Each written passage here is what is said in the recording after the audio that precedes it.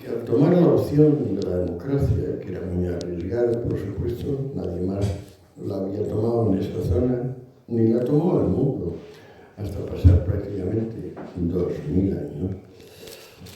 Por cierto, la democracia, no es que crean ustedes que, vamos, yo no me declaro un demócrata así ferviente, simplemente estoy convencido de que es de los tres sistemas políticos, oligarquía, monarquía, como alternativas, el menos malo. Es tremendo estar expuesto al voto de personas que desprecian el pensamiento, que odian la libertad ajena, que ignoran el 90% de lo que tenían que saber, voten como los que están en la posición contraria. Es atroz, pero sin embargo tampoco tenemos ningún sistema alternativo que lo supere. ¿Alejar o acercar? Yo creo que es aquí. Así. ¿Así? Pues bueno, a mí me parece que viene a ser lo mismo. Más cambia y más es la misma cosa, decían los franceses. ¿Cómo espabilaron los griegos? Para empezar con la cerámica, la forja y el aceite. ¿Qué había que hacer para que el aceite griego se pudiese exportar y conocer y apreciar y demandar? Pues hacerlo muy bueno. Bajar el porcentaje de acidez. No sé si habrán dado ustedes cuenta de que las botellas de aceite, incluso las que ponen aceite oliva virgen extra, no tienen la amabilidad de precisar el grado de acidez en tantos por cientos matemáticos, por ejemplo 0,2, 0,5, 0,7, cosa que inmediatamente orientaría al público y buscarían el que tenga menos grado de acidez. Bueno, los griegos hicieron un aceite con un grado de acidez inusualmente bajo para la antigüedad, y como además tenían vocación marinera, poblaciones o costeras o isleñas. Recuerden que la Gran Grecia pues era un centenar de islas básicamente y una zona continental, el Peloponeso. Pues consiguieron hacer ese aceite muy bueno. De paso, como eran marinos, los trasladaban bien. Inventaron también el sistema de los trirremes, es decir, que como tres filas de remeros podían no interferirse y en los momentos de calma, chicha, pues impulsarse ellos mismos. Eso también les vino bien a efectos de batallas y tal con adversarios. ¿Qué hicieron en la forja? Bueno, destacaron en el tránsito del bronce al hierro.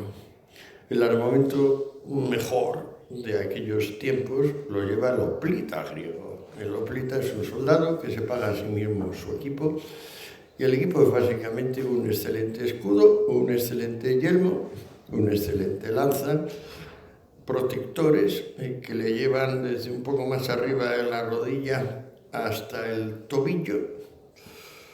Por detrás no hay protección ninguna. Naturalmente el cobarde que se queda a la espalda debe ser muerto cuanto antes, de modo que no había protección ninguna si te dabas la vuelta.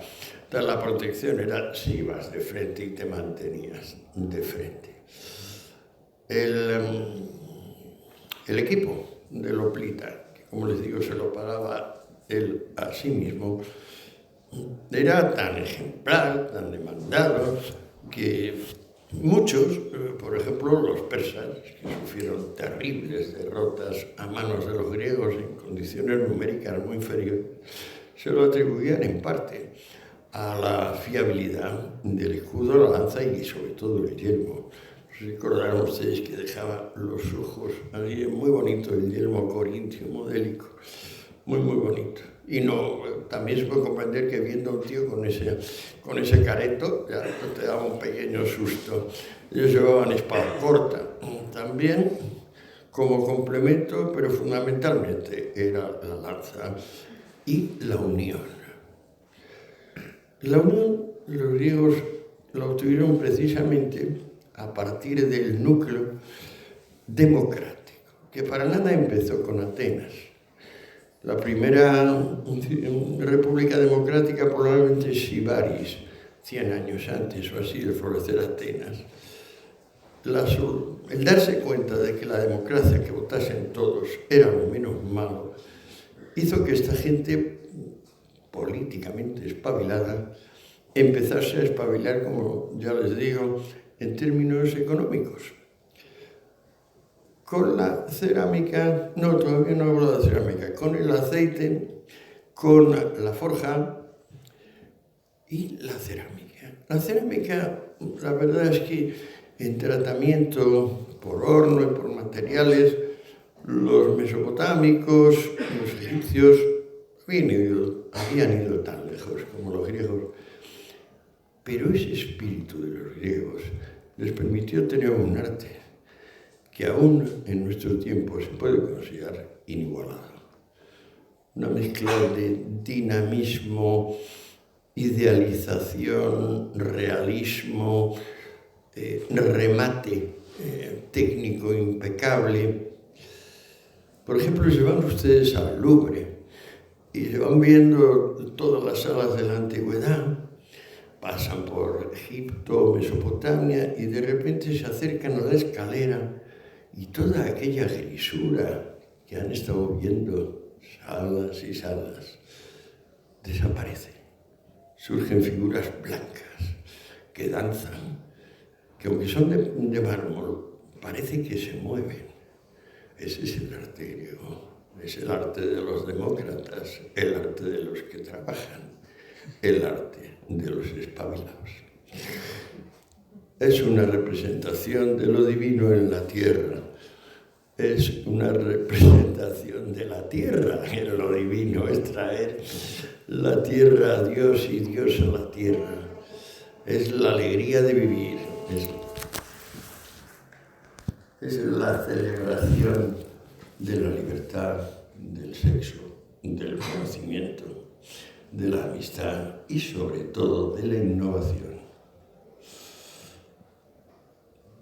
No hemos tenido un espíritu que nos admire como nos sigue admirando el pueblo griego, que digamos tiene como héroe ejemplar la figura del atribulado y simpático, aunque un poco insustancial, Aquiles, el prota de la Ilíada, pero que tiene como verdadero padre, espíritu y manifestación más desarrollada en Sócrates, el hombre más sabio, el hombre más benévolo quizás, que haya vivido al menos,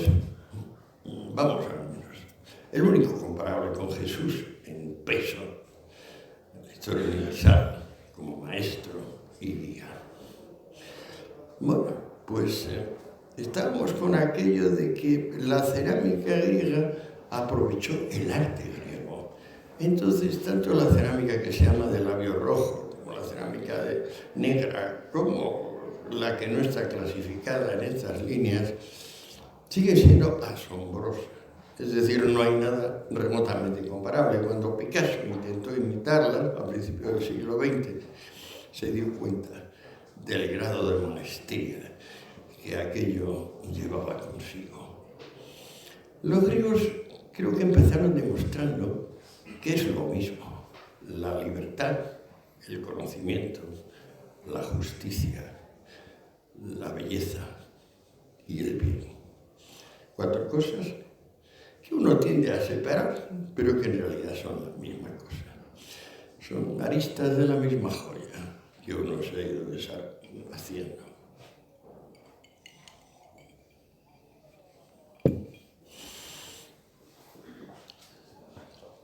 Al tener estas 3 actividades básicas, productivas, y tener el sistema político de la democracia, los griegos se permitieron hacer la primera sociedad comercial. Las anteriores habían sido sociedades mixtas de clérigos y militares, sociedades clericales militares, con un déficit crónico en productividad. Es decir, eran sociedades que tenían su propia expansión demográfica limitada por su propia falta de espabile, por su propia incapacidad para, con la innovación, ir haciendo cosas cada vez más demandadas y, por tanto, satisfaciendo la necesidad de cada vez más bocas. La forma más precisa que tenemos para separar a un pueblo competente de uno incompetente es la expansión demográfica, por supuesto. Hay casos, como por ejemplo cuando enferma un árbol, vemos que empieza a producir demasiadas semillas, como signo de me voy a morir. Muy bien, eso no cambia lo que les digo. La verdadera regla del progreso de un pueblo está en poder mantener más gentes y sobre todo en poderlas seguir manteniendo igual o mejor de lo que estaban mantenidas antes. No sé si ustedes se han dado cuenta que tener 8.000 millones de personas mejor abastecidas ahora que nunca es la prueba, en estos últimos 250 o 300 años, de que el sistema del caos mezclado con la libertad y la benevolencia es lo que ha permitido a Occidente muchas cosas. Para empezar, derogar la esclavitud y demostrar que cuanto más se paga el trabajo, mejor sale la cosa.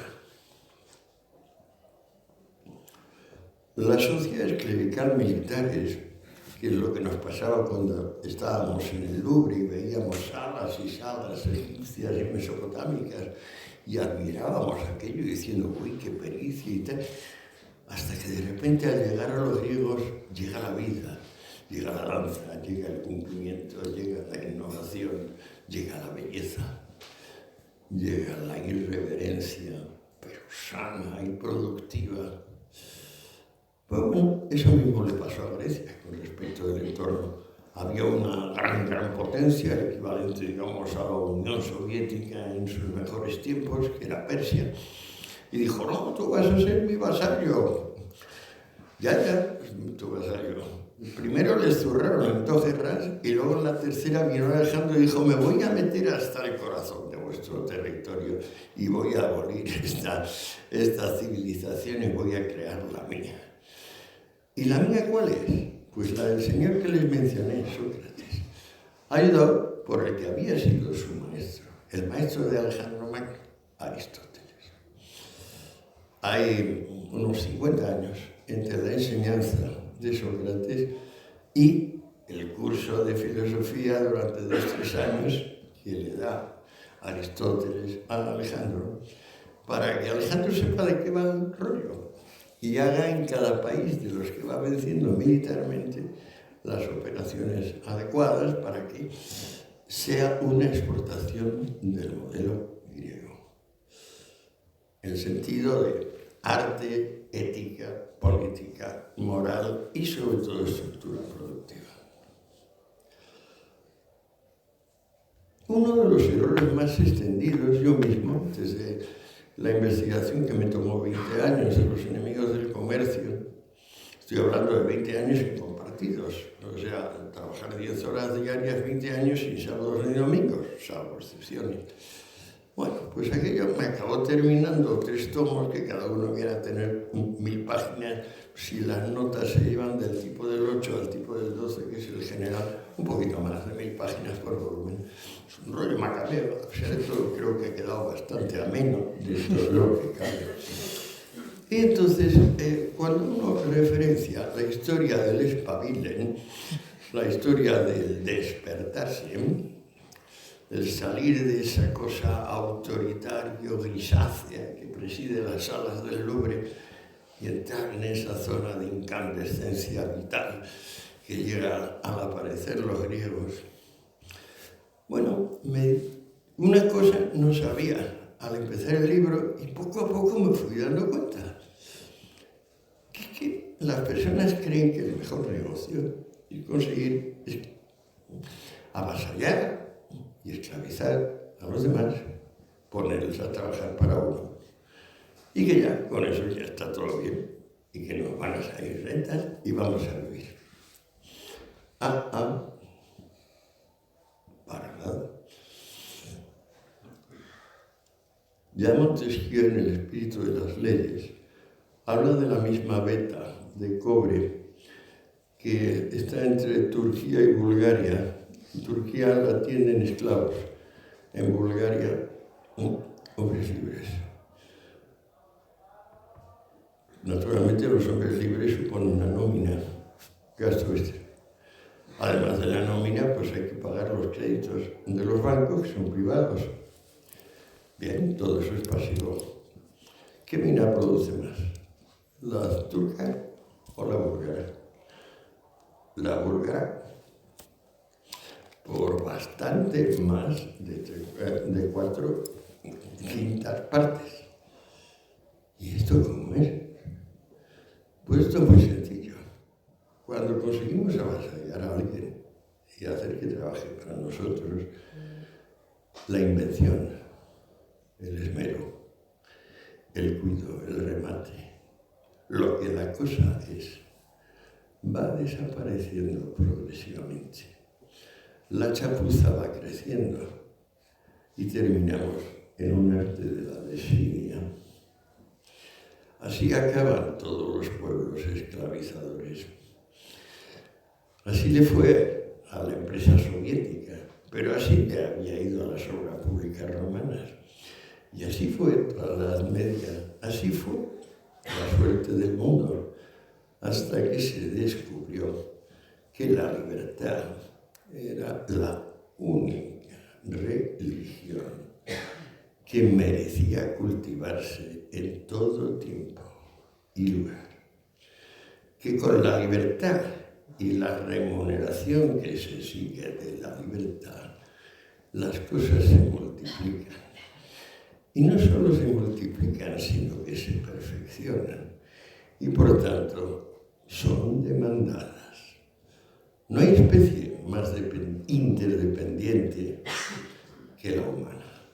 No nos damos cuenta. Pero ahora mismo, para que yo les esté hablando a ustedes, hay miles o millones de personas que han trabajado o trabajan para hacer lo posible.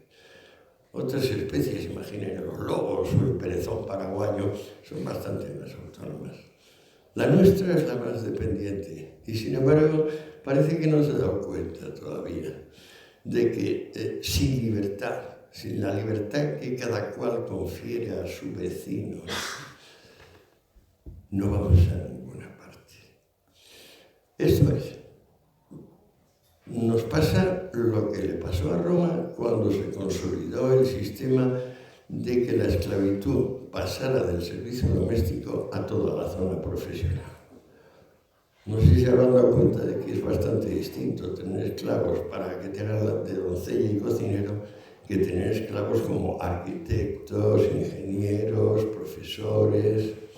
Bueno, el supuesto hallazgo genial de los romanos fue comprar esclavos y formarles, darles educación. Eso sí, la pena que ganaban esa gente se la quedaba el amo. ¿Qué pasó? El arte de la desidia. En cada rama de la industria y del comercio, los hombres no libres empezaron a rendir menos. ¿Cómo se ve eso? Censo demográfico. ¿Cuántas gentes? Roma en tiempos de Octavio Augusto, tiene aproximadamente 1.200.000 habitantes. En tiempos de Rómulo Augustulo, esto es unos 450 años después, tiene una centésima parte de esa población, de la cual el 95% son esclavos. ¿Qué tal? Se lo han conseguido ellos solitos. Yo me lo guiso, yo me lo como. He tenido la inteligente idea de formar a mis esclavos como arquitectos, como maestros. Y así me salen las cosas. Y encima no me doy cuenta. ¿Quién empezó a darse cuenta de esto? Un tal David Hume, en pleno siglo XVIII, y su amigo y discípulo, Adam Smith. Hasta entonces parecía que había sido mala suerte, plagas, guerras, azares dinásticos. Ninguna mala suerte, ningún azar dinástico, ninguna plaga, ninguna peste. La peste de olvidar que la única religión es la libertad y que quien ama la libertad ama al tiempo la justicia, la verdad, el bien y la belleza. Yo no sé, la verdad es que creo que quizá podríamos suficiente provocación para ustedes lo que les acabo de decir, pero también puedo volver sobre lo mismo aquí y allá. ¿Tú qué crees? ¿Sigo o nos ponemos a dialogar? Bueno, quizá aprovechando que está aquí escotado, podríamos iniciar un diálogo interesante. A mí sí que me gustaría empezar preguntando, porque ha hablado de que el progreso muchas veces se puede percibir por la capacidad de una sociedad de alimentar a más personas. Y precisamente aquí en Extremadura uno de los problemas, no sé si lo he hecho antes, es la despoblación. Estamos perdiendo población. Es una tendencia que difícilmente vamos a ser capaces de frenar si las cosas siguen como están. Entonces, claro, ¿cómo quizá nos damos cuenta de que el mecanismo que tenemos que frenar es el de la despoblación y cómo atraer población de forma sostenible? ¿Cómo encontramos un modelo que funcione? ¿Hay en esta sala alguien a quien haya sorprendido la proposición de que la mejor forma de producir un objeto es pagar generosamente a quien lo produce? Y sin embargo, ¿por qué no se enseña esto en bachillerato y en adelante? ¿Se lo ha dicho alguien antes de que se lo dijera yo? ¿No les parece un poco raro?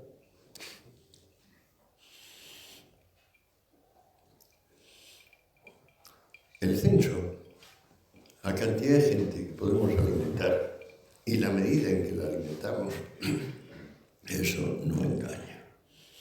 Eso es la base de las bases de todo. Ahora somos 100 veces más personas que hace 300 años.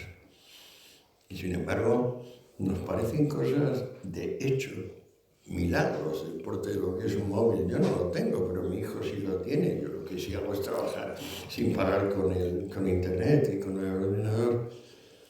Pero ¿se han dado ustedes cuenta que en el móvil tienen la respuesta a todas las preguntas que quieren ustedes hacerse? ¿Cuánto tiempo del día de ustedes dedican a hacer esas preguntas? ¿Y cuánto tiempo a mirarse el ombligo a través del me gusta a tal o cual cuestión? Porque es bastante fácil ver los defectos del prójimo en vez de mirarse a sí mismo y la viga que portamos junto al ojo propio. Creo que el progreso que hemos hecho es de tales proporciones que se acabó la distancia geográfica. Se acabó. Nos comunicamos a la velocidad de la luz. ¿No sirve eso a ustedes y a mí? A mí me ha servido que me ha cumplido la vida. Me muero tranquilo. He terminado los enemigos del comercio. Me muero perfectamente tranquilo. Que venga ahora o dentro de 10 minutos. Encantado de la vida. Eso le debía a la vida. Aclararme. Ahora, les pregunto a ustedes, ¿están ustedes en vías de aclararse? ¿Qué proporción del tiempo dedican a aclararse?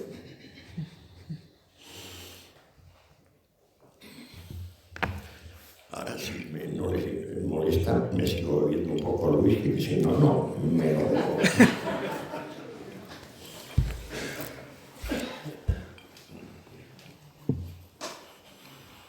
Hablando de la situación de desarrollo, ¿no? ¿En qué medida la clase política que tenemos actualmente contribuye a que no nos demos cuenta de por dónde va el rumbo, ¿no? Porque hoy aquí en Extremadura, vamos, y es una experiencia directa, ¿no?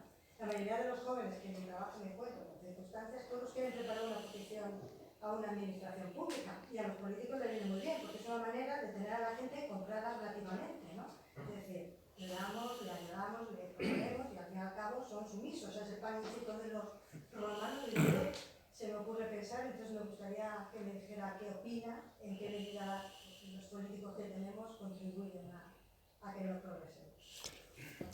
Por ejemplo, igual que la democracia es el menor mal de los posibles, resulta que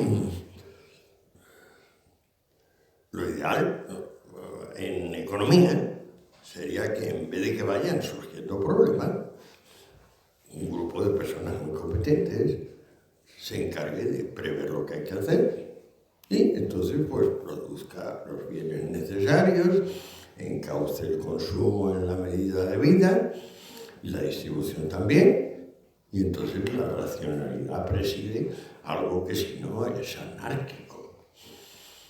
Bien, a ustedes y a mí nos han explicado eso en el colegio desde pequeños. Y hemos pensado que, bueno, si no funciona es quizás, pues bueno, porque no funcionó la tiranía rusa o la tiranía china o la de Pol Pot, pero que en principio eso funcionaría. Vamos a ver. Cualquier economía, la de Cáceres en particular, ahora mismo se están haciendo operaciones de intercambio por indefinidas personas que cuantificadas podrían ser varios millones por minuto. ¿Cómo demonios operaciones de varios millones por minuto solo en la comarca de Cáceres, cuando estamos en un planeta del tamaño del que estamos, lo puede solucionar un grupete? Pues yo se lo digo, eso se llama infarto de miocardio o derrame cerebral masivo. Es decir, se ponen a trabajar 15 células en lugar de 7 billones. ¿Cómo no funciona el procesado? Entonces decimos que qué desgracia. Pero en realidad lo que hemos hecho es infartar la potencialidad intelectual de cada grupo.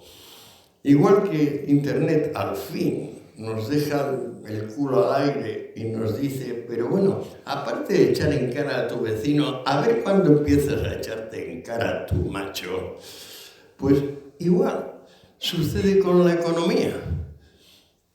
¿Por qué no funciona la planificación central?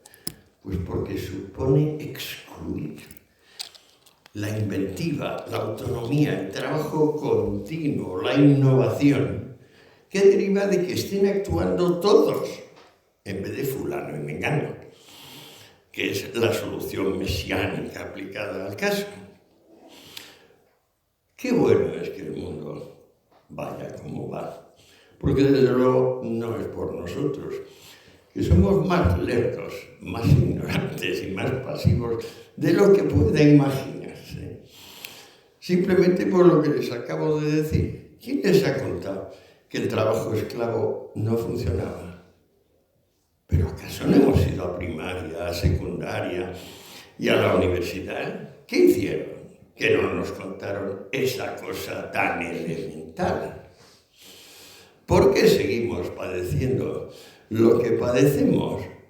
Pues porque no nos espabilamos. Pero ¿quién nos lo prohíbe? Ay, señores, sospecho que nosotros mismos. Vale, y ahora diálogo, si les parece.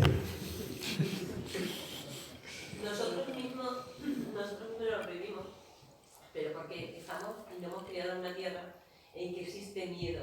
Y miedo nos hace no ser libres. Y ahí es donde yo creo que radica esta madurez. Mi último libro se llama Frente al miedo, no sé si usted está enterada. Sí. Son 700 páginas. Es que ante el dolor, que es sagrado y respetable y nadie no se lo salta a un torero, una de las formas que tenemos de reaccionar es el miedo. A veces el miedo nos evita la temeridad y es una medida racional. La mayoría de ellas, sin embargo, el miedo lo que hace es aplazar aparentemente el dolor y luego multiplicarlo. Por ejemplo, de repente la humanidad decidió que la magia existía, que algunas personas dominaban las artes mágicas y que debido a la acción de las personas se envenenaban el agua, se transmitían pestilencias, venían desastres, guerras. Así estuvo la humanidad 3 siglos persiguiendo a las brujas. ¿Qué ganamos con ello? Ahora la magia es un derecho civil. Cualquiera puede practicar la magia. ¿Qué ha pasado? ¿Por qué la Santa Sede no tiene la cortesía de decir, bueno, hemos quemado vivas a innumerables personas durante 3 siglos por una razón estúpida? También lo podían decir los obispos reformados. ¿A qué no lo han dicho? ¿A que nadie se ha excusado por esa iniciativa? ¿Qué es lo que ha habido nuevo, aparte del espectacular desarrollo económico derivado de la libertad? ¿Qué ha habido nuevo? La revolución sexual. Hemos estado persiguiendo sin parar, con saña infinita, a las personas porque simplemente tenían hábitos diferentes del nuestro. ¿Con qué derecho? ¿Con qué ventaja? Basura. Basura afortunadamente desaparecida. Pero no será por ustedes o por mí. No, es porque el espíritu objetivo conspira para que el hombre se supere a sí mismo. Al mismo tiempo hay que respetar al espíritu objetivo, pero no olvidar espabilarnos en particular. Yo les dije que no había contribuido a la revolución sexual, pero cuidado, miento. Yo estuve en Ibiza. Yo me fui a Ibiza a hacer la revolución sexual, precisamente, y ahí estuve 13 años, haciendo el canelo, sacudiendo demasiado tiempo las camas, perdiendo el tiempo que tenía que haber empleado en estudiar matemáticas y metafísica. Pero por lo menos contribuí. Yo quisiera preguntarle, hemos dejado claro que el miedo es un factor que retrasa y yo sobre todo veo el miedo al fracaso. ¿Cómo se puede superar el miedo al fracaso? Con coraje. Con coraje, estando dispuesto a perder. Por ejemplo, la obra de mi vida, la que me permite morir tranquilo, en medio del comercio, usted me pregunta, ¿la hubieras hecho sabiendo que no la ibas a publicar? Respuesta incondicional, sí. Porque era una necesidad de mi alma. Porque yo tenía que aclararme, yo tenía que espabilarme, yo tenía que saber cuál era el factor de la historia universal que se me ocultaba, de manera que todo aquello aparecía como una caja extraña de buenas y malas suertes. Pestilencias aquí, salud allá, todo casual. Hasta que, claro, poco a poco las piezas fueron casando. Y cuando los hombres se respetaron los unos a los otros, hicieron al principio un hombre, un voto. Y empezaron a dejar de perseguir, pues porque brujería, por hábitos sexuales. Bueno, no les digo lo que pienso de las drogas, pues sería largo. Pero en fin, es otra iniciativa de las mismas. O sea, de estas que dice, el remedio que ya realmente crea el mal absoluto. Así seguimos, pero todo depende de nosotros. El entendimiento está ahí. Y yo les digo, ahora cada uno de ustedes lo lleva puesto, es su móvil. Allá ustedes con lo que hacen con el móvil. Yo les aseguro que si dedican 20 años como yo a la pantalla, sabrán lo que sé yo. Y me temo que sé un poco más que la mayoría de ustedes.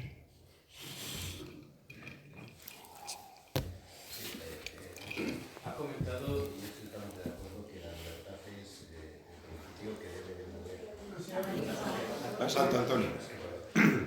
Pues levántese y mire hacia allá. Ha comentado que la libertad es el principio que debe mover a toda sociedad sana, y en principio estoy de acuerdo. Pero para ser libre lo primero que hay que tener es un espíritu crítico que nos permita discriminar dónde está la verdad y dónde está la mentira.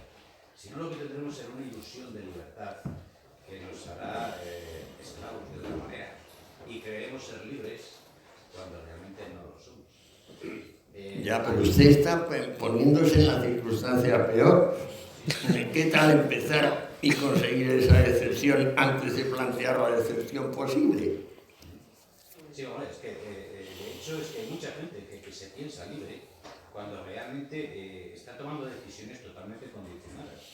O sea, a título de ejemplo, simplemente ya he sacado el tema de los móviles. Hoy la gente cambia de móvil cada 2 meses porque se cree que toma una decisión libre, cuando yo creo que es una decisión muy condicionada. Y ese simplemente a título de ejemplo.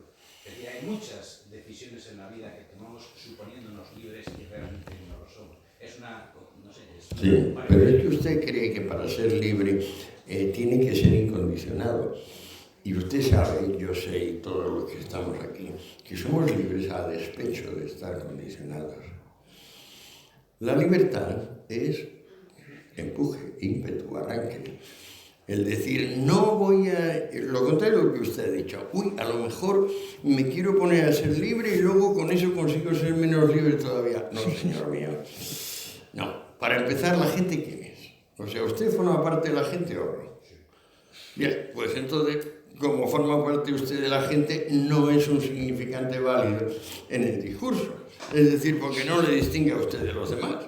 Y digamos, al hablar de eso, pues se distrae uno, pero la cuestión, que en este caso es la libertad, está ahí. O sea, al igual que la belleza, el bien, la justicia, se pueden considerar cosas autónomas de usted y yo. La libertad, en cambio, no es independiente de usted y yo.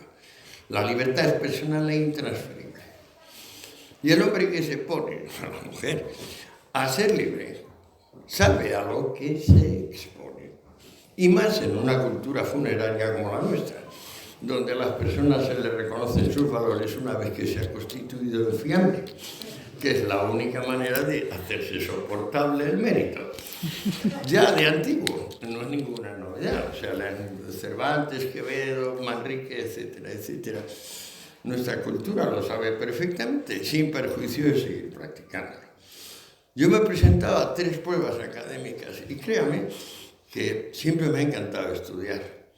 En la primera, en la tesis doctoral, como era la primera tesis española sobre Hegel, el decano, que era un hombre muy fuerte, era el subsecretario de Exteriores también, me dijo, acotado, usted sí que habla alemán y este tío ya sabemos que es importante y que nadie lo lee, pero yo le digo que no la va a poder leer porque no va a conseguir quórum.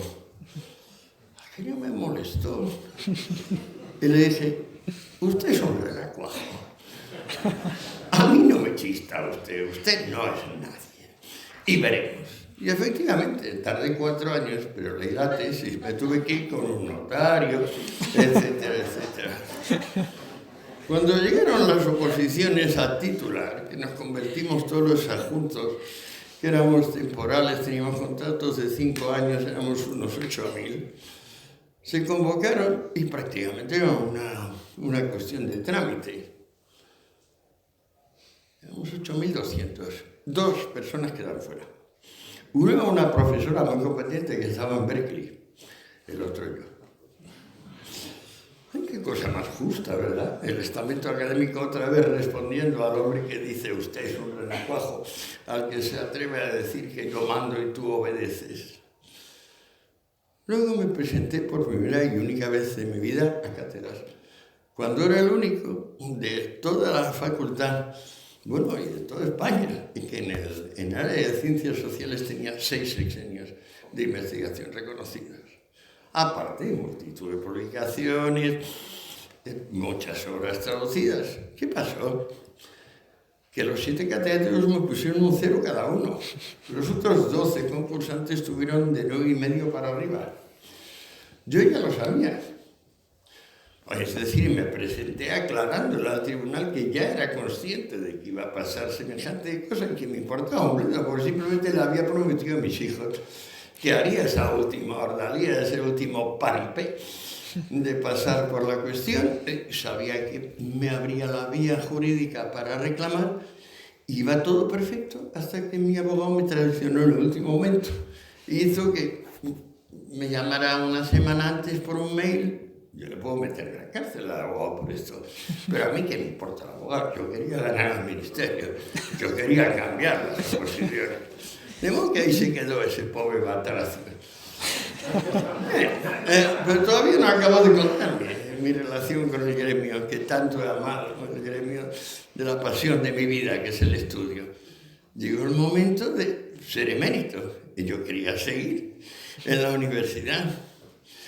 Y en el departamento, que éramos unos 50, ahora tengan en cuenta que la ley de departamento hizo Maravala del 82, es una ley bolchevique, es decir, vota también el delegado de alumnos, la señora de limpieza, el cuerpo administrativo B, el C, y el cuerpo de profesores básicamente temporeros, y están enchufados por fulano y mengano.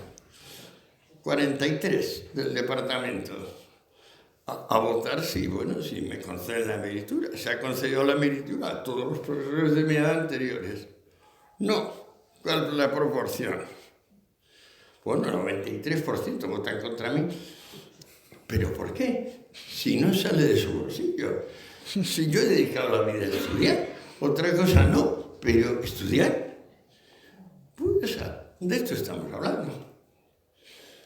Hablamos de eso. O sea, de cuánto me gusta usted en forma de cadáver. Bueno, ese es el precio de la libertad, ¿no? Exactamente, y lo pago encantado. Javier, hay una pregunta. Encantado. Al fondo. Es verdad que somos libres, pero es muy cómodo no serlo porque también nos gusta mucho, sobre todo el dinero.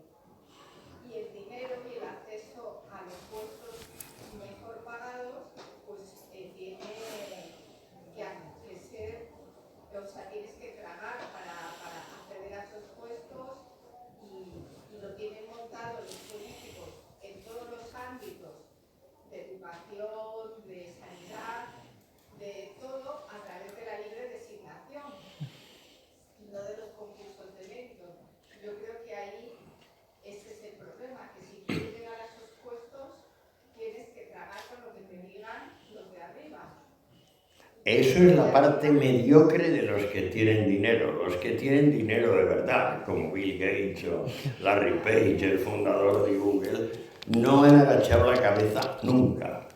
Me refiero en la administración, que es lo que estamos hablando, que aquí hay mucha administración en Extremadura, mucho funcionario público, pero quienes más ganan en Extremadura pues son ciertos funcionarios públicos, altos cargos, no hay grandes empresarios. O sea, entonces si quieres ganar dinero aquí, tienes que estar con la política de aquí.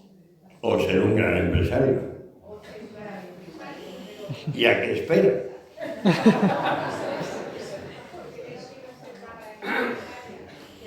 Es que el que no se estime a sí mismo es abyecto, decía Spinoza en el libro cuarto de la Ética. Estimarse en menos de sí mismo es ser abyecto. El ser humano está obligado a exigir lo máximo de sí mismo. Al fin y al cabo llevamos a Dios dentro. Dios es la libertad, la belleza, la justicia, la verdad y el bien. Eso es Dios. Lo llevamos todos dentro. ¿Quién es responsable de eso? ¿Quién se hace responsable? Los que se hacen responsables de eso por lo menos mueren tranquilos.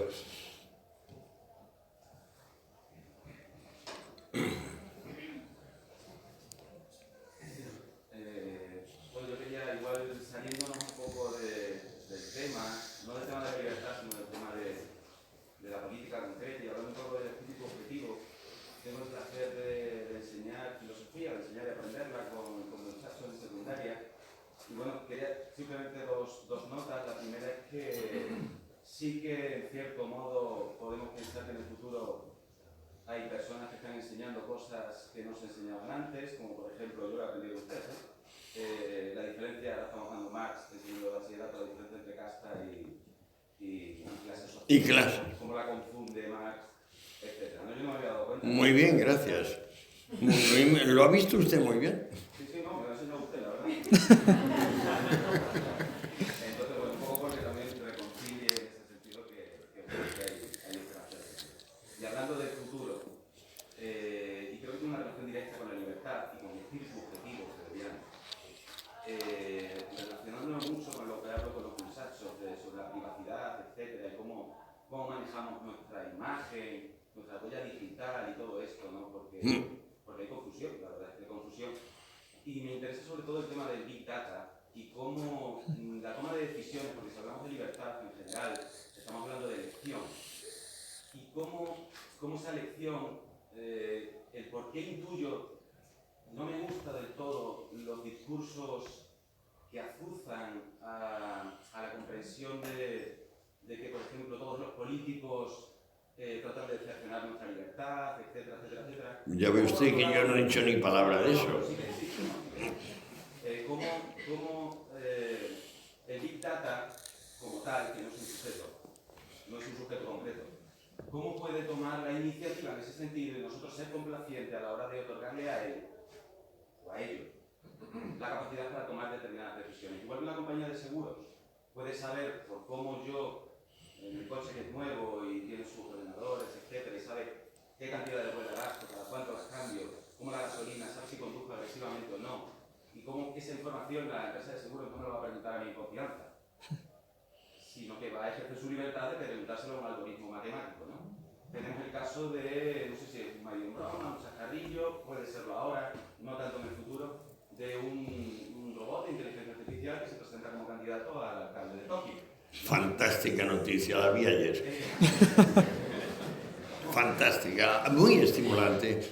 Y a toda la gente que está temiendo la inteligencia artificial, yo digo que se te ve el plumero, macho. Entonces, que estás temiendo que la inteligencia te domine y lo único que estás temiendo es que aparezca la inteligencia en tu campo y te deje con el culo al aire.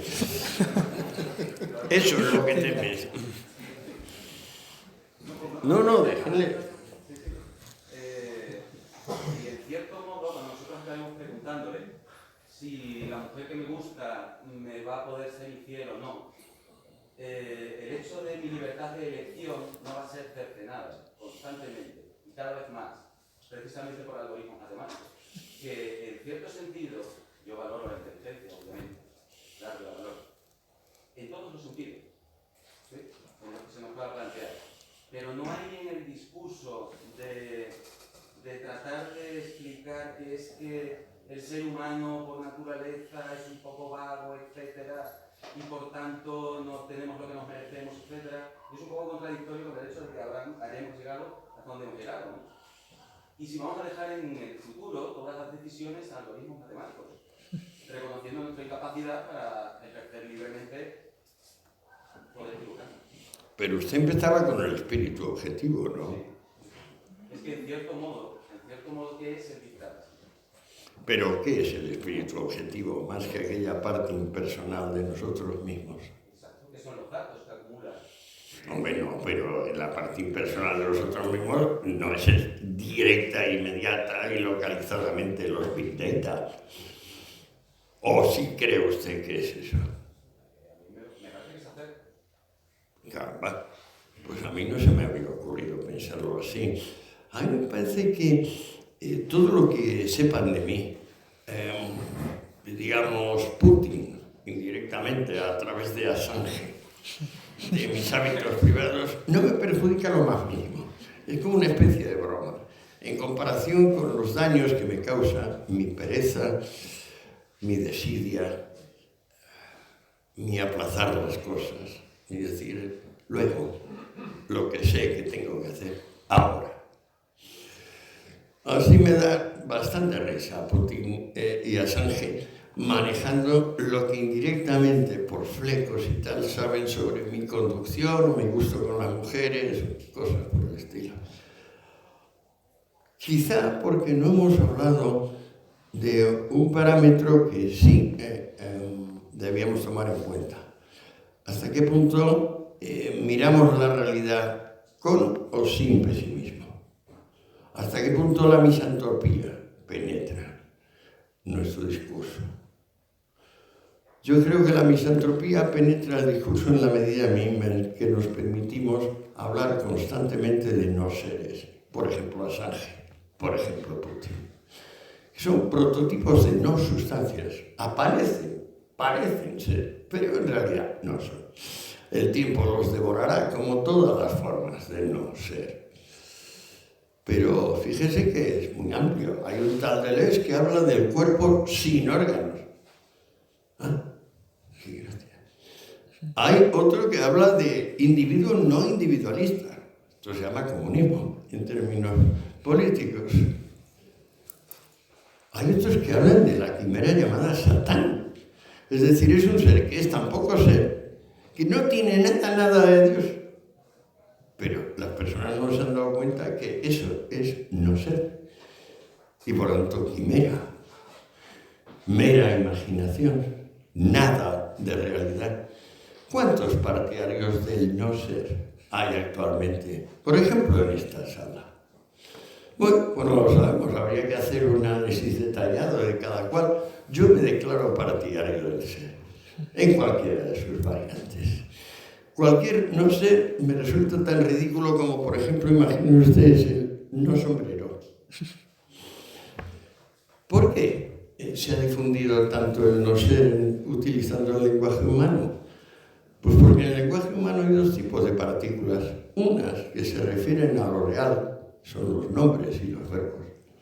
Los verbos son acciones, los nombres son las estaciones donde se van deteniendo los verbos. Y otras que son nada más que nuestro ombligo aplicado al lenguaje. Son los adverbios y los adjetivos. Ahí nos metemos nosotros. Y ahí somos nosotros los dueños del lenguaje. Bueno, el que le guste adjetivar, si usted se acuerda, cuando Marx le toca definir la mercancía, debería decir esto es esto. Pero como la regla de Marx es partir de una particular negativa y creer que de una particular negativa se puede inferir algo, cosa que ya Aristóteles demostró que es irrisoria, porque de una particular negativa no se deriva por necesidad ninguna proposición. Pues entonces, bien va, seguimos por ese camino. Eso no cambia, que por mucho que la mona se vista de seda, mona se queda.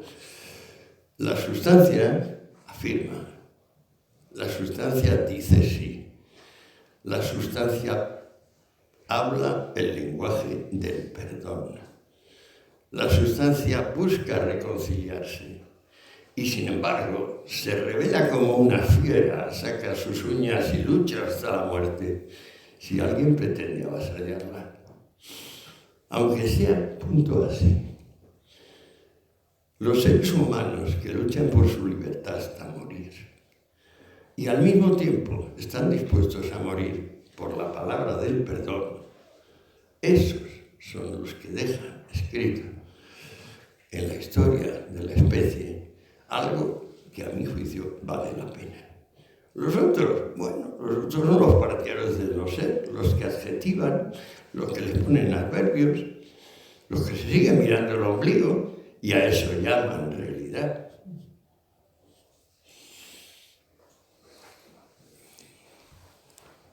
Don Antonio, veo mucho quejica en todos lados.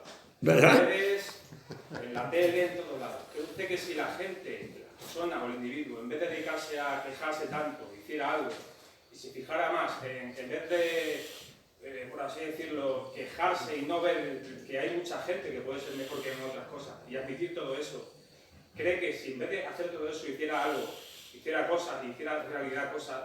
Mejor estaríamos. Mejor estaríamos.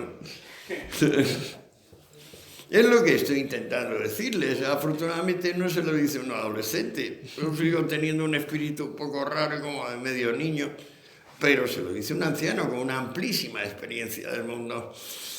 Insisto, yo me he pasado los últimos 40, 50 años de mi vida estudiando mínimo 10 horas diarias. Digo estudiando, escribiendo será otra cosa.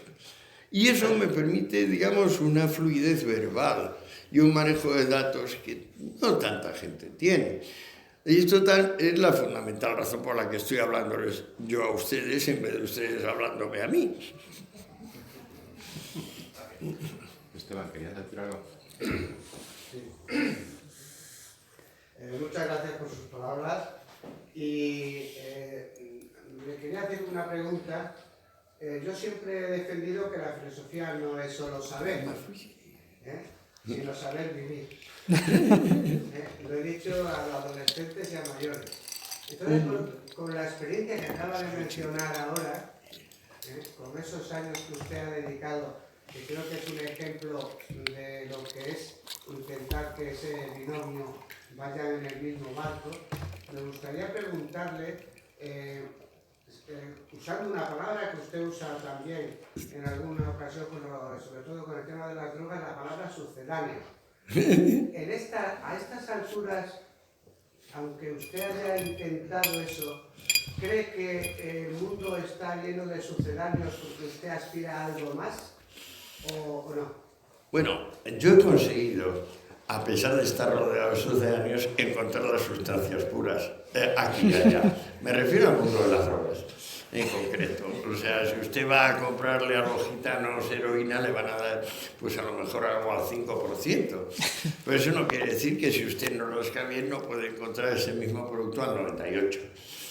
Eso depende, depende de nosotros. En cuanto al sucedáneo de decir, ay, como yo tengo mucho miedo y quiero dinero, pues entonces estoy dispuesto a olvidar lo que yo mismo sé de la verdad, el bien y la belleza. Bueno, esto cada cual consigo mismo. Es decir, cada cual elegirá la seguridad inmediata o, digamos, caray, me voy a morir. Debería estar pensando en cómo me organizo para ese rato, porque ese quizás para mí es el rato más importante de todos. ¿Usted se consideraría escéptico en el pensamiento, en la percepción de la realidad, pero luego activo en la vida? No, yo no uso el verbo creer, por ejemplo, me parece engañoso. Procuro emplear verbos como observar, sentir, saber, pero ¿qué va? Yo soy un confiado total y un optimista incorregible. Ya le dije, yo digo sí, yo afirmo, yo estoy esperando la ocasión para que prospere la palabra del perdón en vez de la palabra de la discordia. Cuando Iglesias Junior me llevó al programa y me dijo, hay que cogerlo con la mano en la copa de la discordia, y digo, bueno, yo la cojo con la derecha y brindis por la concordia. Eso hay que hacerlo en cada ocasión, pues tampoco se puede delegar en otro. En la defensa de los valores y de las cosas que uno piensa que son razonables. Ya sabemos que los catedráticos te van a poner 7 ceros. Ya sabemos que el departamento va a votar contra tu emeritura. Ya lo sabemos que el renacuajo del decano va a decir aquello. Bien, depende, elige tu vida. ¿Qué quieres? Para aún ir tirando, creo que nunca la humanidad ha estado mejor situada. O sea, creo que nunca haciendo menos se consigue cosas tan maravillosas como, por ejemplo, que uno enciende un grifo y sale agua caliente en grandes cantidades. La ducha, por ejemplo, eso es la magia natural más evidente. O sea, yo antes y después de la ducha soy 2 personas. Después siempre estoy mejor. Por ahí había una mano antes. Ahí hay una que asoma arriba. Ay, Usted ha hablado de libertad como una religión o un valor supremo. ¿Considera usted que hay escala de valores o se considera la libertad por encima de un derecho como la vida o la propiedad? No, es que ahí está, que he hablado de la religión de la libertad, que es lo último que he descubierto, lo descubrí anteanoche, no sé qué fue tanto allá. Anteanoche digo, Dios mío, si es que estamos hablando de una religión. Igual que se ha hecho del marxismo, es un conjunto de tesis, una religión civil. A mí se me ocurrió anteanoche, concho, si es que la religión implícita que viene guiando las iniciativas fructíferas de la humanidad en estos últimos 3000 años es la libertad. Lo que pasa es que la libertad tiene un lado, digamos, negativo, de no me coartes, pero ese es el lado débil. O sea, la libertad es gozar de sí. O sea, la libertad es una sustancia que si no se disfruta en sí, es muy raro que uno esté dispuesto a luchar por ella. Y sin embargo, también es cierto que la mayoría de la humanidad, hasta que no le quitan la libertad, no empieza a sufrir.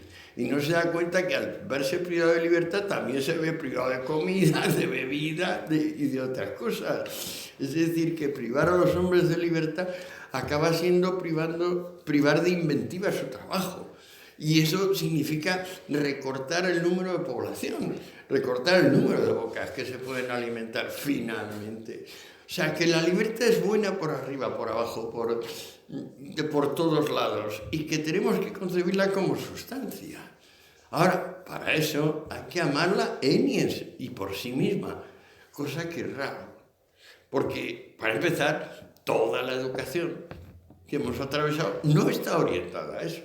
¿Se fija usted? O sea, la educación está más orientada a un obedece, a un atento a las reglas, o sea, como si la realidad fuese reglamento, en vez de llama inventiva, logos, que diría Heráclito.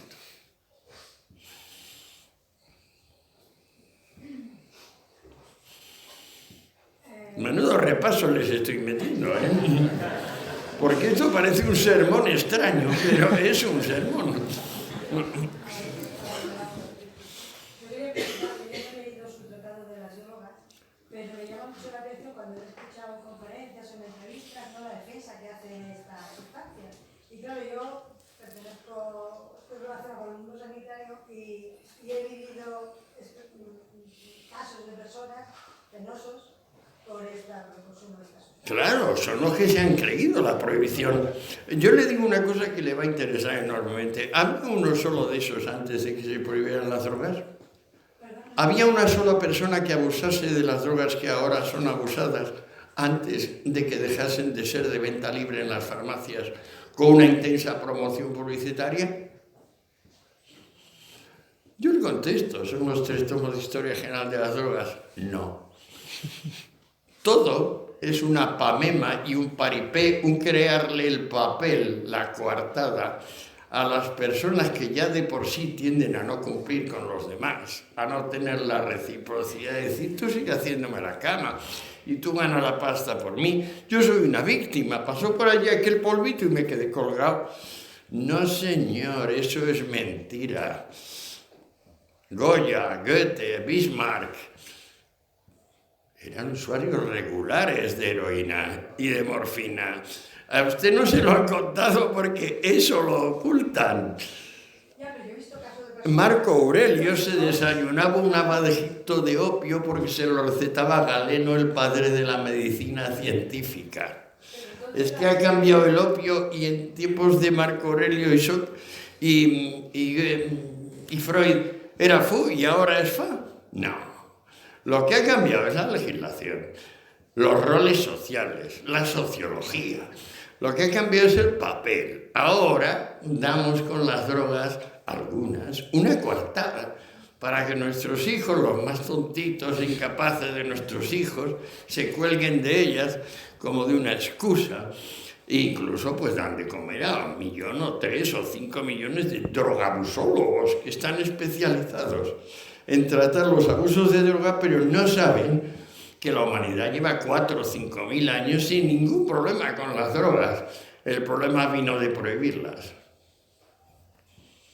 Ahora que se ha sacado el tema de las drogas, usted siempre ha abogado por la despenalización, si no me equivoco. Yo abogo porque se derogue la prohibición, se restablezca el régimen de herbolario y botica que ha habido 3.000 años en la humanidad.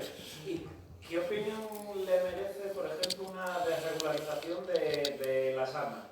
Pero si no es eso, si es que en el caso de las drogas, tiene usted el caso del alcohol. ¿Qué pasó como consecuencia de ilegalizar el alcohol, que luego se legalizó? El crimen organizado. Oiga bien, el crimen organizado. Ese es el resultado invariable de prohibir las drogas. El crimen organizado. La diferencia entre Al Capone y los actuales carteles mexicanos es como el de un niño comparado con un monstruo criminal tipo Stalin. Pues eso, ¿a qué lo atribuimos? ¿A qué han cambiado las personas? ¿A qué han cambiado las drogas? No, señor. A que se ha establecido un remedio que agrava la enfermedad. No, yo abogo, por ejemplo, por esa misma despenalización. Yo también me parecería bien que la cocaína o la heroína o la morfina vuelva a la farmacia. Yo quiero decir, eso... Pero si es que lo que se ha conseguido es que haya mucha más morfina, más cocaína, más heroína en todas partes. Mucho más puntos de venta, mucho más usuarios, muchos más productores, pero si es que está a la vista de todos. ¿Quién quiere cerrar los ojos ante esa evidencia? En eso estoy de acuerdo con usted. Yo me gustaría saber su opinión acerca, por ejemplo, de penalizar también la venta de armas. Pero eso, por supuesto, yo considero que la posesión de medios para defenderse es un derecho civil, tan derecho civil como la asociación, reunión y expresión del pensamiento.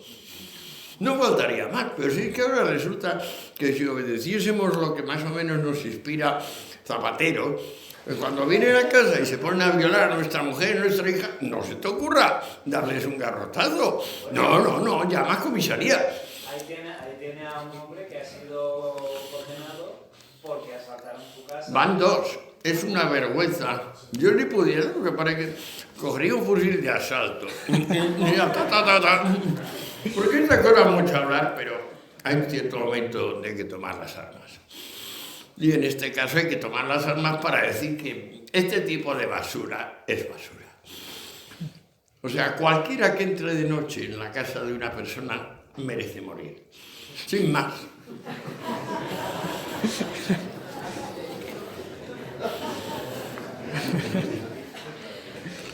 Sí. Usted ha hablado hace poco de que no se está buscando la libertad. Yo personalmente abogo por la libertad total de educación. Es decir, que el modelo de educación esté descentralizado literalmente sin ninguna influencia del Estado a los centros educativos, de tal manera que los padres puedan educar a sus hijos en los valores, sean X o sean Y que ellos convengan. ¿Cuál es su opinión sobre que el Estado, bueno, siempre como se trata de hacer como que el Estado es un ente neutro, pero siempre va a haber personas que lo condicionen para uno o para otro? En el caso del franquismo teníamos los principios del movimiento nacional y en el caso de ahora pues tenemos el consenso socialdemócrata que hay en la educación. ¿Cuál es su opinión sobre el rol que tendría que tener el Estado en la educación? Si debe ser alejarse totalmente de ella o quizá educar en unos principios más cercanos a la libertad de los que se exponen actualmente. Hombre, hay que no interferir con la iniciativa de las personas porque entonces nos infartamos. Como antes hablábamos de derrame cerebral o infarto masivo, cuando vienen y te dicen, no, 15 van a organizar esto mejor que 100 millones o 1000 millones.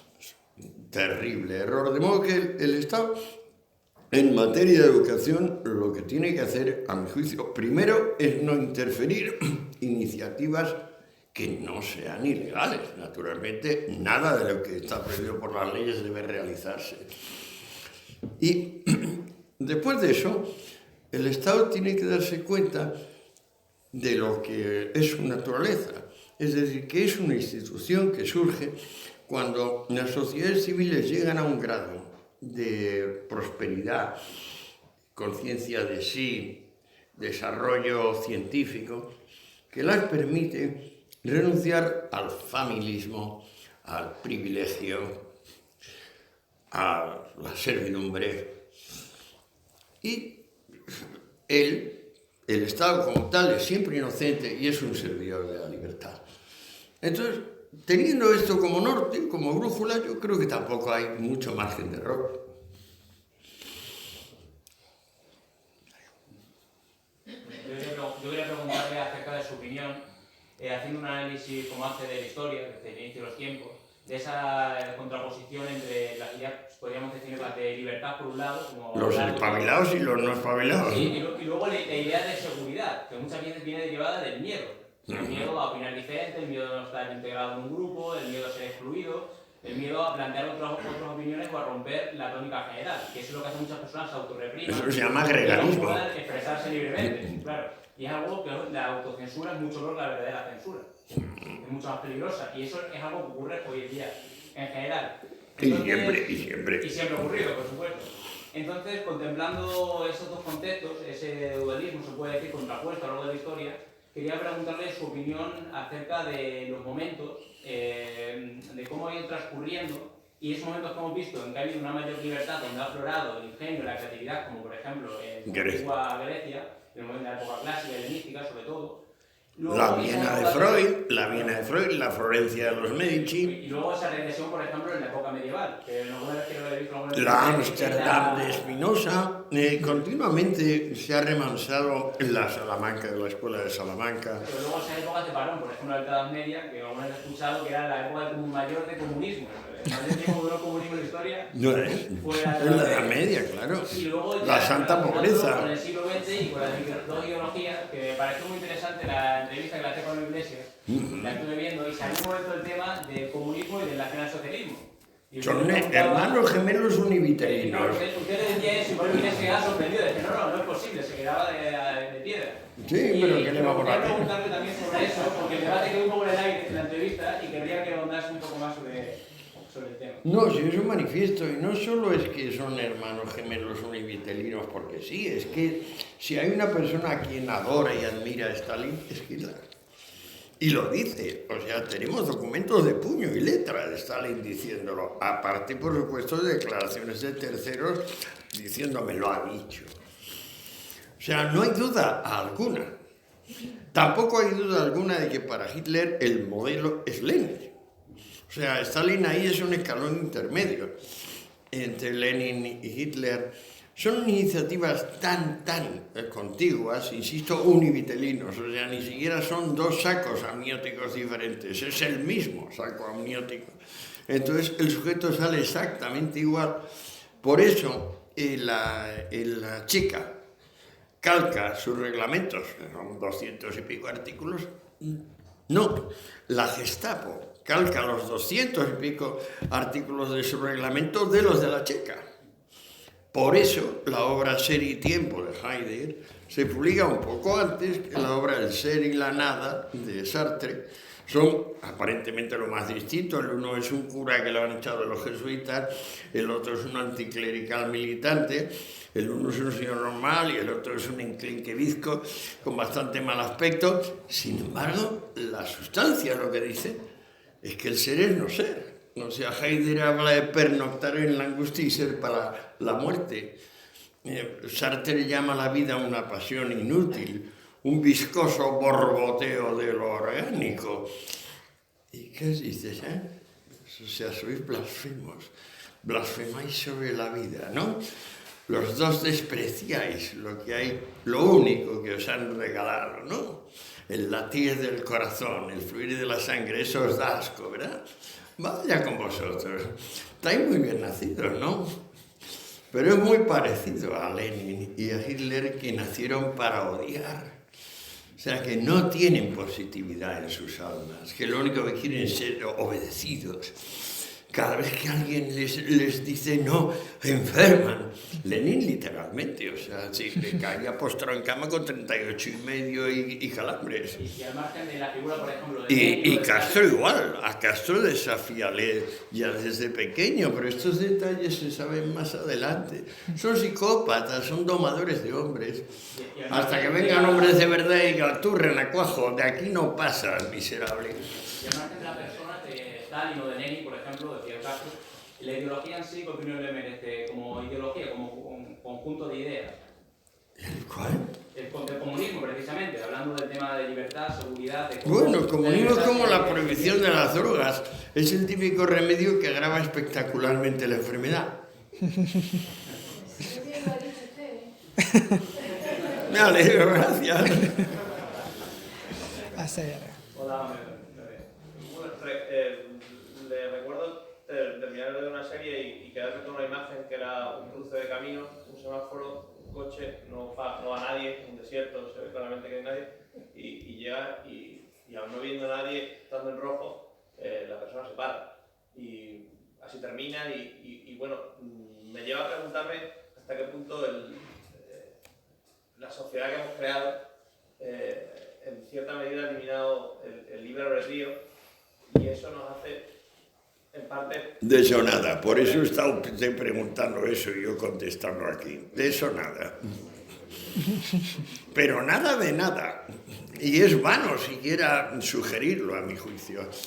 Esa persona que está sola y se para sin semáforo, me pasó a mí en Zúrich, hará unos 30 años, y crucé, y al lado de allá había una anciana, como de mi edad actual, y me dijo, ¿hace usted mal? Y dije, ¿pero por qué? Si está claro, hemos mirado a fondo, hay 2 kilómetros libres a cada lado. Dijo, sí, pero no se da usted cuenta que hay 2 niños que se han quedado detrás de usted. Observe que uno debe tener 6 años, el otro 8, efectivamente. Yo había dado un mal ejemplo. Y le dije, señora, tiene toda la razón. Pero fíjese que el ejemplo hay que cumplimentarlo con los niños. Sin los niños no vale. Sin los niños es una invitación a rendirse.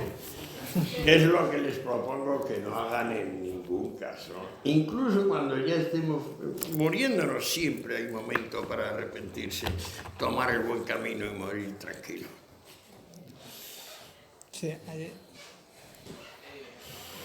hablando desde la perspectiva de la libertad, estos últimos días hemos visto cómo la justicia ha condenado a gente que ha utilizado a lo mejor, por ejemplo, sus artes, por decirlo, por ejemplo, músicos que han insultado a cierta institución o personas que en un medio han insultado a cierta religión, y ellos siempre se escuden en la libertad de expresión.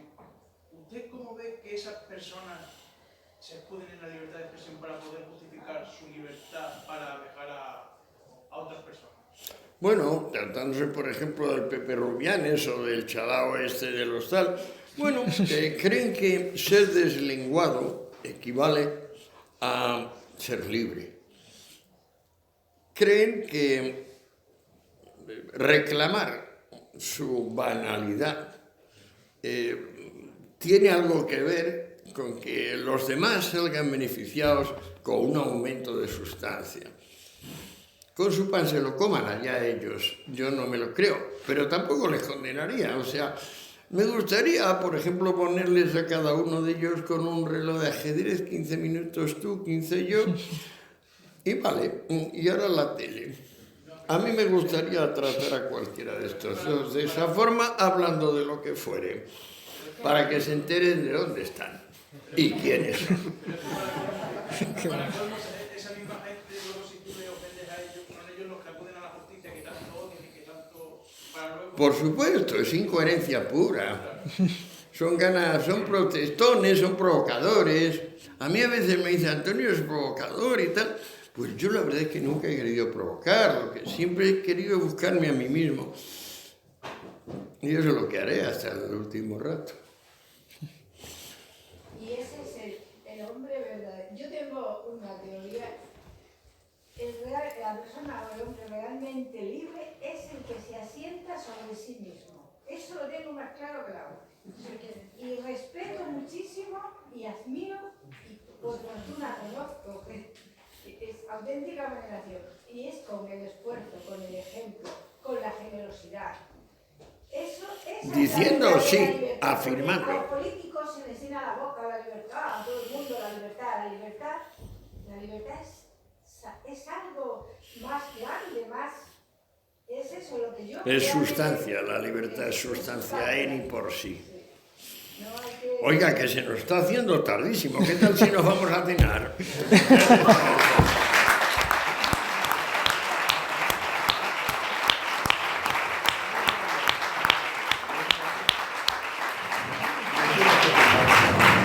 Muchas gracias a todos por estar aquí.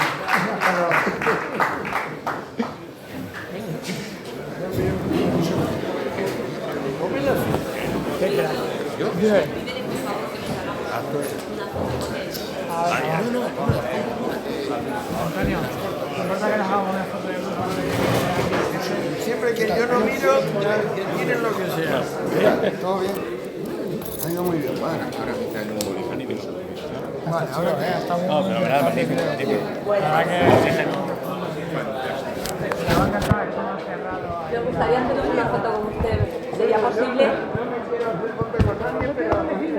No, con uno no, con varios. Hola, Rebeca. ¿Dónde he visto?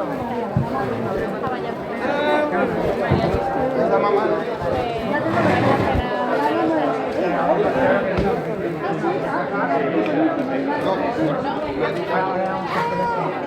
Quiero conocerlo más.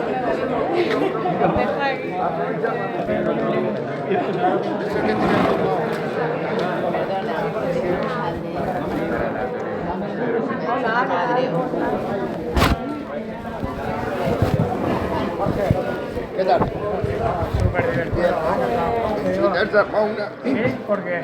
Pues Enrique Bunbury estaba ahí, como ves, como un loco. Qué portado, mira. Te digo que gestionalo como quieras, que cuando esté cansado nos vamos. Por eso me dicen ya.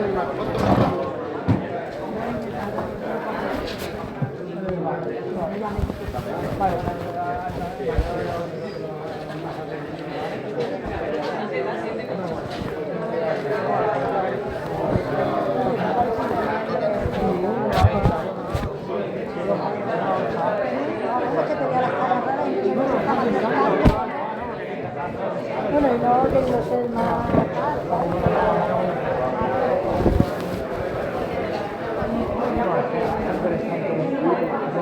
Genial. Es lo que estamos hablando. Viva la libertad, hacer lo que le dé la gana y eso puede permitir a estos años, ya me dice él, ahora que me becan a mí, me becan quien le dé la gana. Y si me dice que le dé la gana, vamos, que no tiene nada que perder. Claro, pero por eso... Qué lástima, ¿eh? Pero bueno, eso es la salida de recorrido. Pero por eso que hay esta A ver si de idea. Ha sido de idea que bueno.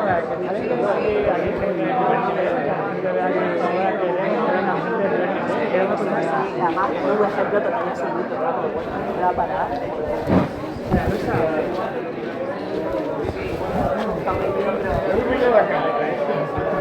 Porque Banderas y Madonna aprendieron a posar, yo no. Bueno, siempre hay gente porque no mira la cámara. Muchas gracias.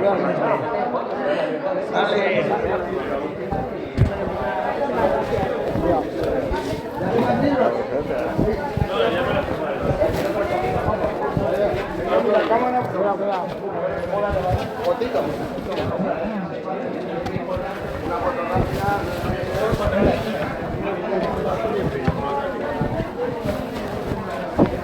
No, pero es el cigarrillo este electrónico. No, ese no es electrónico, ¿eh? Ah, no. Pensé que era estatal. Oye, ¿qué libro recomendarías de este hombre? Porque yo de este hombre no tengo ni idea. Depende de qué te interese, porque es que es bastante la capítulo, si es algo así profundo Algo y que no filosófico. sea infumable. Bueno, pues yo pienso que Un ligerito contestar, ¿sabes? yo de lo que conozco de época no conozco tanto, o sea que sí. Pero de las obras más asequibles en cuanto a cómo están escritas es la de Enemigos del Comercio, es decir, es más entendible ahora, es decir, es extensa, así es la última. Entonces todo, cuando se puedan comprar por separado, pues me parece muy interesante, más asequible, que te explica, es muy didáctica. Las filosóficas son muy densas, tienes que tener aquí una metafororación, ahí yo vamos, necesito leerme cosas primero para entender lo que viene después. Entonces, luego el tema de las drogas, por ejemplo, como aproximación está muy bien, tiene el tomo también grande y luego uno pequeñito que es breve introducción, que se llama breve tratado de las drogas o así, que es un libro así. Es una lectura interesante, por ver el tema desde otra perspectiva que aparte tiene ese arte. Su punto de vista se aplica también a otros. Sí. Entonces eso sí lo recomiendo. Si queréis echarle tiempo el enemigo del comercio, se lee el breve de las drogas. Sí, pero ¿de qué va Enemigos del Comercio? De lo que Un está poco, hablando, ¿no? sí, la historia de cómo el comercio acaba enriqueciendo, de cómo con el comercio acaba empobreciendo, de cómo en torno a acabar con el comercio, cercenar el comercio, acaba empobreciendo. Ese estado de las cosas ha marcado muchísimas relaciones en muchas sociedades. Como al final, a la larga, ese ansia por la libertad que se produce también en el comercio genera más riqueza de la vida. Explica mucho mejor que esto, vaya. ¿Sabes? De lo que nos está hablando. Y la base que veo lo más filósofo, entonces se expande mucho más.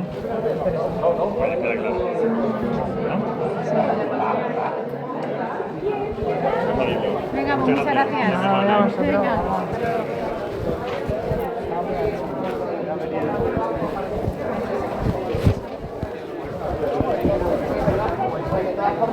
Hola, ¿qué tal? Vale, muy bien.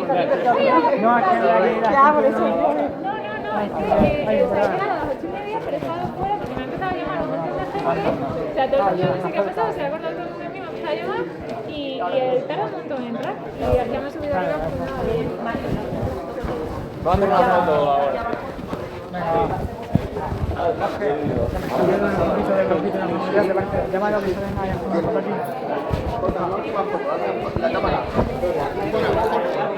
Aquí fuera. Aquí fuera. Aquí fuera, pero vamos a ponernos aquí, pase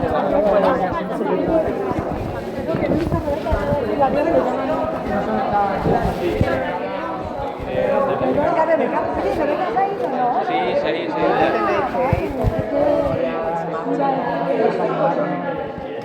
Por aquí.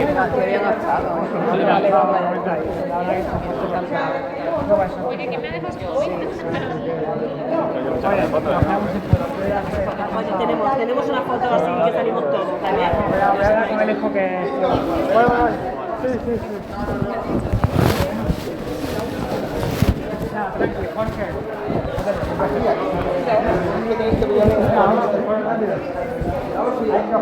Dame el móvil.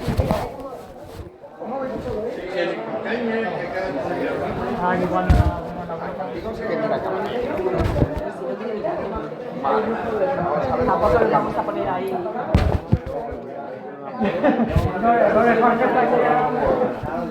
Ahora va.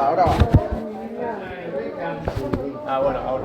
Qué buena. A ver si ya se está. No, se ha ido un poco igual que este al final. Sí, ya bueno, porque sale la propuesta. Lo que pasa es que viene el viaje de la parilla. Yo lo entiendo. Claro, si se quiere aprovechar. Anda, que tú también. O sea, lo dejas ahí. Confiando.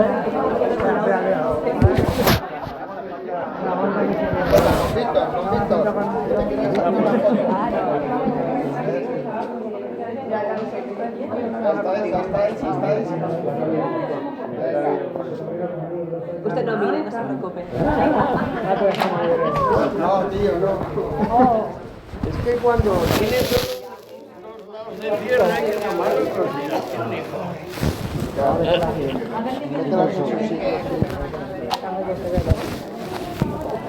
Un viejo ¿Qué pensáis hacer?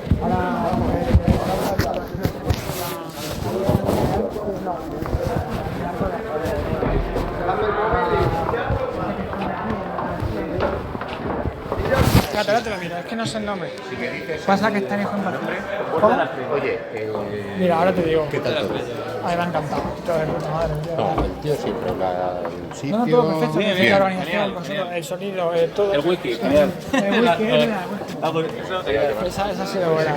¿Aquí que tiene la foto?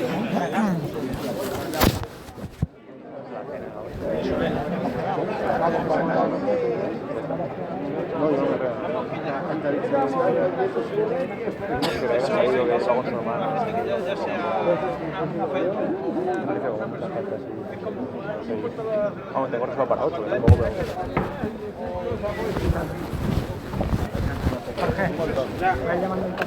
Perfecto, sí. Por aquí va el coche. Sí. ¿Para arriba o para abajo? Ahí, al coche. Vamos para arriba. Vamos a esperar el coche de la... ¿Qué tal? Hola, buenas. ¿Podemos hacer una cocina aquí? La concepción aquí donde está el Ateneo. Aquí el colegio de arquitectos, el colegio de arquitectos. Porque se espera que Vale. Vete con ellos y dile que están en el coche. No voy yo para aquí, que sea. Yo no, allá arriba. Que siga. Perdona, no porque que no te he visto, tío. Gracias. No, pero gracias por traerlo y me mola mucho y... La verdad que te confesaré que ha sido complicado y ha sido un poco chocante con la gente, pero Está muy bien, porque le has tirado un poco a la caña y el tío al minuto medio está hablando de los tiempos corintios, que claro, que mola. Víctor, vamos a tomar algo. Vale, ahora veo. Capa no ir al Rialto. Sí, ¿no? ¿Qué cena con él o he hablado ya?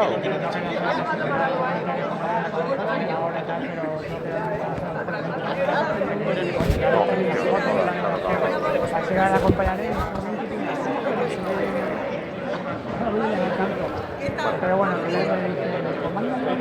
para que él un poco la charla. Luego te marchan, ¿no? Bueno, es que estoy como a ver cómo. No sabes muy bien cómo lo vas a hacer, ¿no? Bueno, saludarte solo. Nada, buena iniciativa. Que perdona que no haya sí, yo ya me hago cargo. Es un poco locura.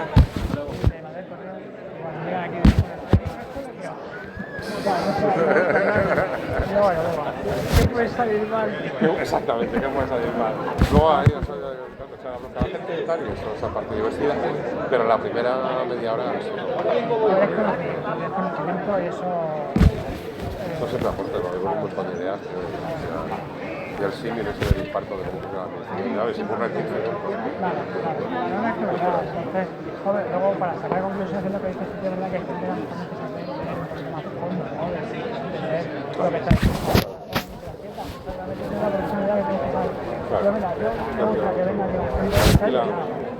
Sí, sí, nosotros estábamos aquí a las 7:30 pensando que le daremos ya, me he visto, pero no hay nadie, bueno, pues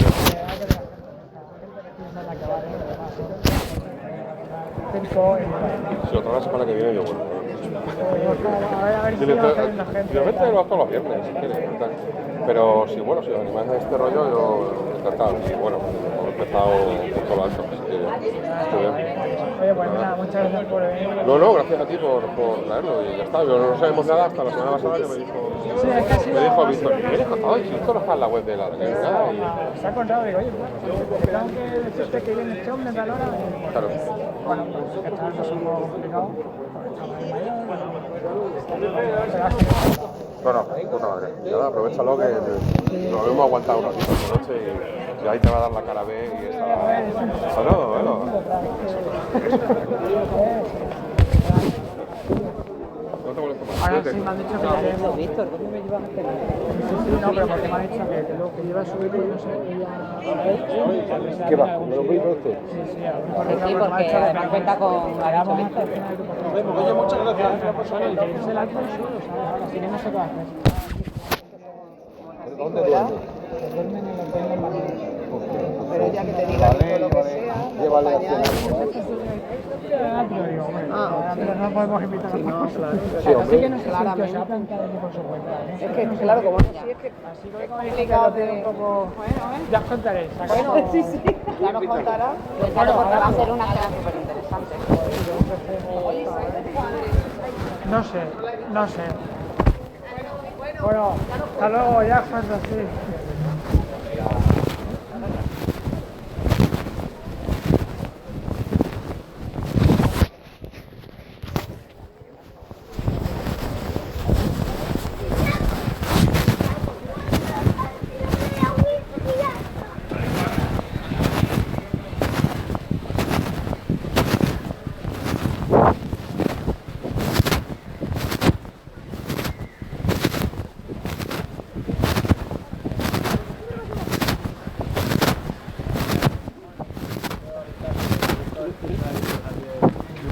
La gente aquí reclamando.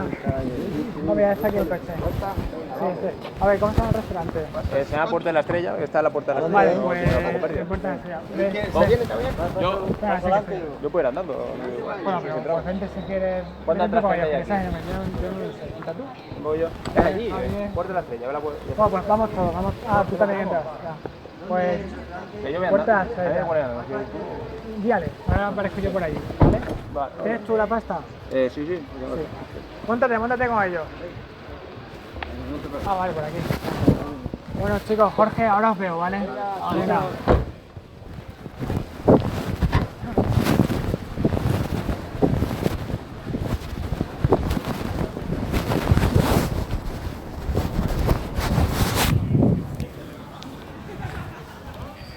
Se había ido donde sea, ¿no? Esto ya tiene su Una verdad. Yo creo que Vamos.